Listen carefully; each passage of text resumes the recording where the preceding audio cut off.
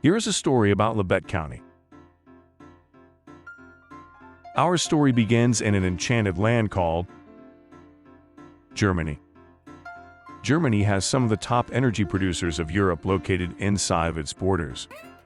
Meet one of the top energy producers in Germany, RWE.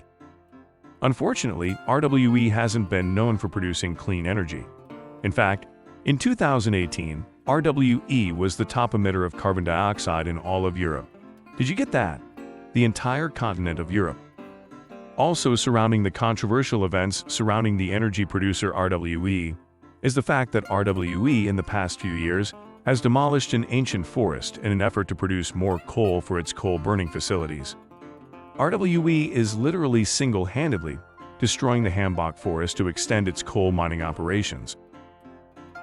So, what does RWE have to do with Labette County, Kansas? By 2017, the United States government had spent $158 billion on renewable energy. Between 2011 and 2016, the federal subsidies towards solar and wind energy was 3 times that of oil, gas, and nuclear combined. This created an incentive for companies to shift focus to renewable energy in an effort to cash in at the expense of the taxpayer's dollar. RWE was no different. RWE saw the large amounts of money to be made in the renewable energy industry and decided to cash in on what the U.S. government had to offer. Step 1. Collect leases for the turbines. The wind developer finds large landowners in the area they wish to pursue the wind facility. By offering these large landowners a deal they can't refuse, they lock in leases to ensure they have enough ground for their wind factory. Step 2. Be discreet and fly under the radar to keep opposition down. Be quiet. Don't make a scene. Don't draw attention to yourself. This seems to be a model of how these wind developers work. Land had been leased for over a year before most residents that lived in the area knew anything about an industrial wind facility going up in their rural community. Step 3. Make sure the right people are in place to further the process. It appears that individuals are put in place in the county commission office by having them run for office before the citizens of the county really know what is going on with a proposed industrial wind complex. Before the people realize that the person they put in office has a vote that could drastically change their way of life. Later it was found out that a large leased landowner had attended an early wind farm meeting with an individual that would later run for commissioner. The landowner was also instrumental in getting the son of the soon-to-be commissioner lease papers from RWE. This created suspicion amongst individuals that there was something nefarious going on. Step 4. Get the people in power to make the correct decisions. Or simply put, the decisions that work for the wind developer. There are major changes that have to be made to the roads by wind developers, and they need permission from the county to make those changes. Their equipment's weight far exceeds what is allowed on county roads. Also, roads have to be altered to allow for the wide turning radius of the equipment. At this point, the wind developer has done everything backwards. They've secured leases, implemented testing, all before getting approval to be able to alter the roads to even be able to build the wind facility. This gives them leverage. If the county commissioners allow them to make the necessary changes to the roads, they promise in return large amounts of payments in lieu of taxes. On the flip side of the coin, if the commissioners refuse to allow the wind developer to make the necessary changes to the roads, they then use the fact that they have paid out so much money for leases and testing that they will lose out. They then use the alternative method of threatening to sue the county, thus putting the commissioners in a damned if they do, damned if they don't scenario where they feel forced to allow the wind company to do what it wants. In Labette County, we had a commissioner actively speaking with RWE outside of open meetings. The commissioner denied the allegations, saying that the only time he had spoken with RWE was to set up a meeting. Unfortunately for him, his phone records proved otherwise. This same commissioner was also confronted and asked by a constituent of his district if him or any of his family had been offered anything by RWE. He said emphatic no, but it had been found out that his son held lease papers from RWE on a property outside of the proposed wind facility footprint.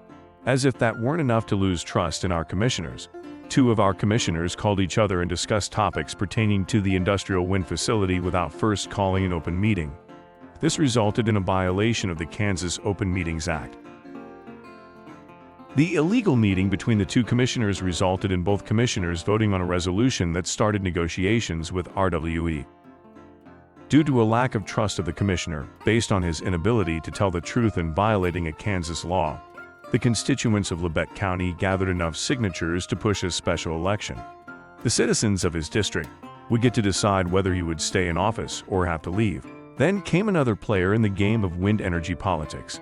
Advanced Power Alliance seemed to come out of nowhere and paid almost $22,000 for ads and mailers to try and persuade the citizens of Labette County to keep the commissioner in office. Through some research, we found out that Advanced Power Alliance, or APA, had direct ties to RWE, with the treasurer of their board being the vice president of government relations for RWE. At that point in time, our commissioners were actively in negotiations with RWE. So we literally had a commissioner being supported by an organization that had direct ties with the company they were negotiating with. Can you say conflict of interest? Although the commissioner had the backing from the proponents of the wind industry, on December 7, 2021, the people of Labette County made their voices heard through their vote to remove the commissioner from office. I wonder if this will be the last we hear of Advanced Power Alliance. After the recall, an individual stepped forward and was voted in to take the place of the recalled commissioner. He hosted several town hall meetings listening to his constituents to see where they stood on the matter of a wind facility in their district. When he had finished his town hall meetings and researched the topic, the new commissioner made a motion to not allow RWE to alter or change the roads in Labette County for the project.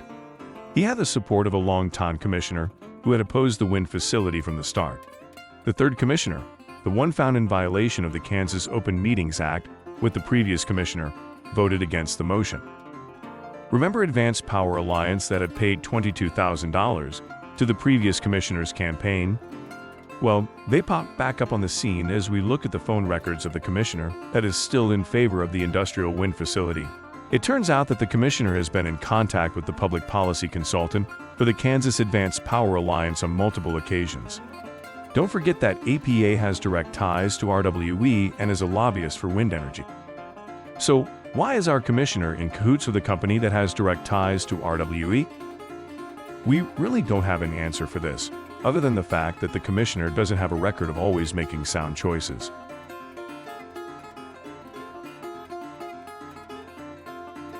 In fact, text messages sent by the commissioner have shown that he is ultimately working against his constituents in an effort to bring forth his own agenda. A real public servant, if I ever saw one.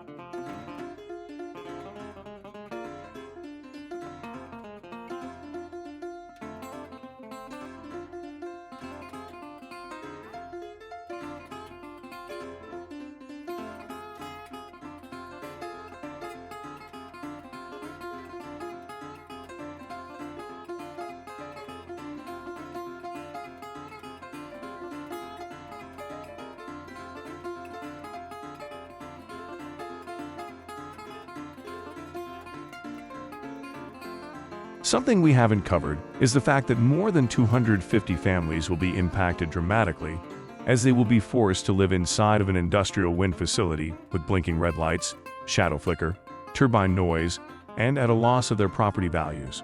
They have no say in the matter. We can't allow the love of money to overshadow our love for our neighbors. There's a reason why this process is quiet and kept under the radar. It's so that the opposition that will come is kept at a manageable level until the process has had time to play out. If we have learned anything from all of this, it is that we need to be involved at all levels of government, including our local elections.